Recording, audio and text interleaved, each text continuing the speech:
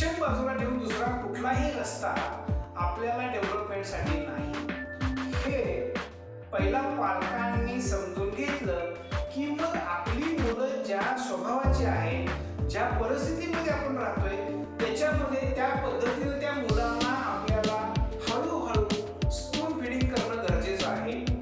प्रकाश counsellor चॅनलच्या माध्यमातून मंडळी मी तुमच्यासमोर हे अतिशय प्रभावी तोडगे तुमच्यासमोर ठेवण्याचा प्रयत्न करतोय. आज आपण नेमकं मानवी जीवनामध्ये काही सकारात्मक गोष्टींची आवश्यकता आहे.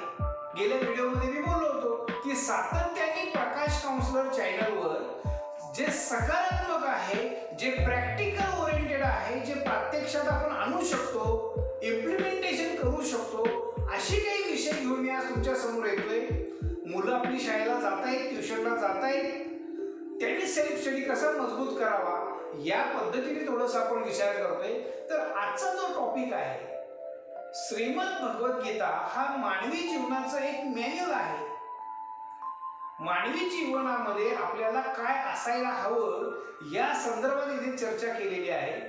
तर अभयम सत्व संशुद्धी ज्ञान योग व्यवस्थित दानं नमश्च यज्ञश्च स्वाध्याय